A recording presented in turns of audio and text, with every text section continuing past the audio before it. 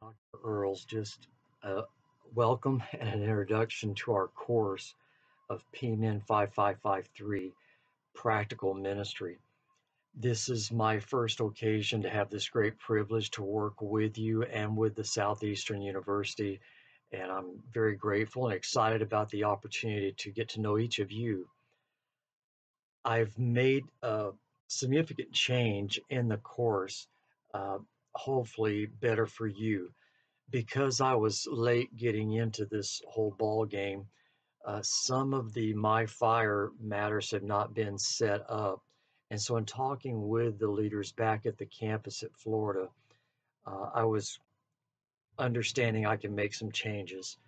I also understand our main focus is going to be our meeting during week 3 of the Thursday, Friday, Saturday schedule, which I think is 8th through the 10th. Don't hold me to that. But in the third week, we have that class participation. Uh, that'll be online, I believe, as well physically in classroom that we'll be doing that 3-day time together. So quickly, let me just share the change I'm making is that to delete the discussion board assignments. Since we don't have the board, I'm used to Blackboard with Liberty University, but that's not set up there for you to post your thoughts. Right now, we're just going to go with the book critiques and the major paper. That will be what we do for this course.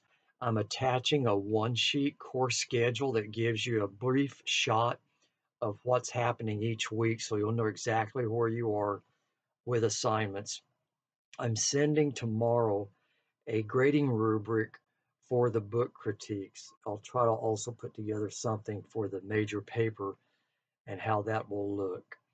That said, as I asked questions about the objectives for this course, and as I read through different syllabi that have been used in the past, I came to the conclusion that the dilemma paper you'll be writing on in this course, the challenges in ministry and working together with people, I thought it could be confrontation, which we'll get into some of that later in the course, or other matters, just knowing how to guide people and invest in people. So I've selected books that are especially focused on leadership and healthy church practices because by knowing what a healthy church is, that informs each of us of our roles and how to be effective and faithful and fruitful in those roles and our serving the local church in whatever capacity. But you being at this point in your development and your academic pilgrimage, God's been speaking into your heart of various ways of not only serving but leading in the local church.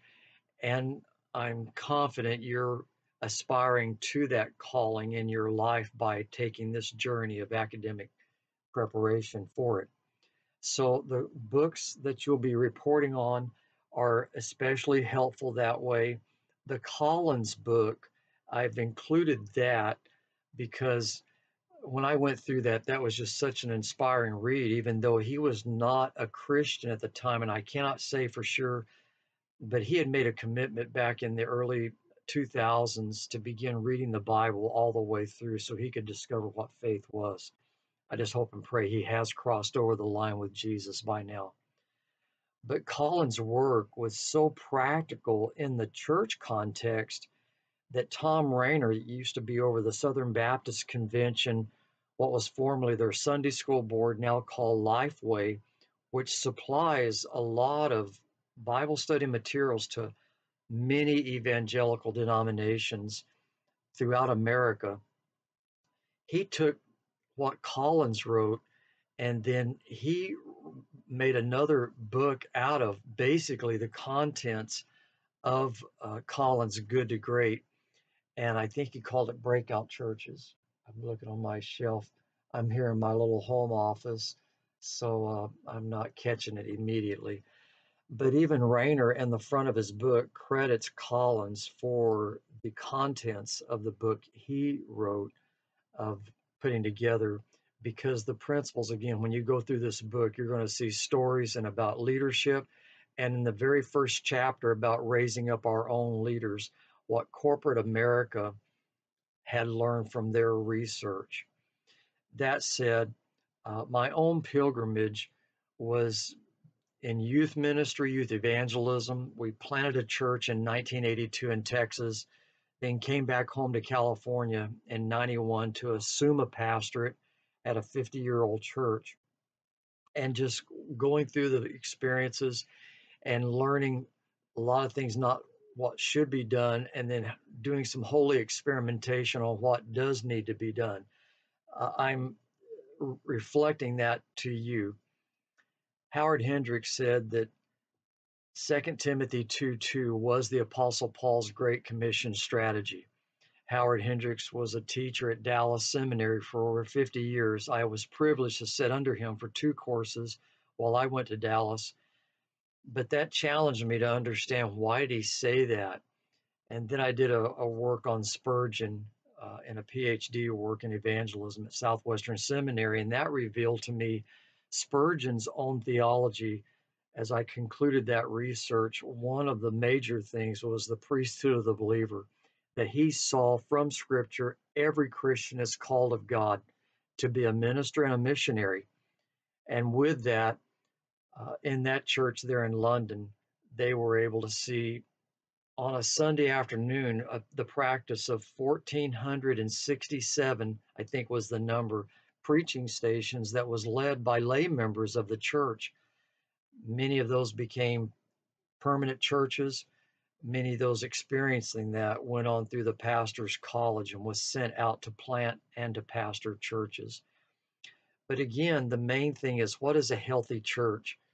And in understanding that well, you will understand your responsibilities and roles in working with others. One key thing of that is that every church, then, if we are following the scriptures and what's described for us there throughout, that we want to be raising up more and more disciples of Christ, yes, but more and more leaders for Christ, indeed. That means investing in one another.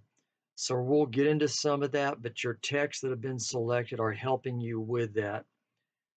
During my PhD journeys, I got into a book called Total Church Life. And on the introduction comments for that book, Billy Graham wrote, "Most American church members do not understand what a New Testament church is."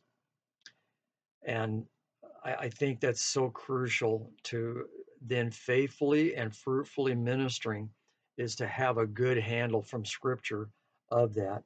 So we'll be getting in that through these texts, and then as you go into your major paper, whatever God leads and puts on your heart that you want to research and write about, I believe these will help you really get at what's meaningful and important. Thanks, class, so much. I look forward to our work together.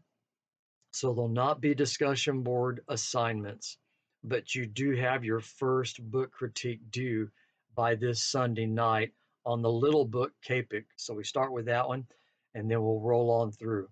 So I'll be doing these each Monday, but then I'll look forward to seeing you that can Thursday afternoon, 5:30 Pacific time. I'm sending the link for that meeting along with this video. All right, thanks so much, class. Bye.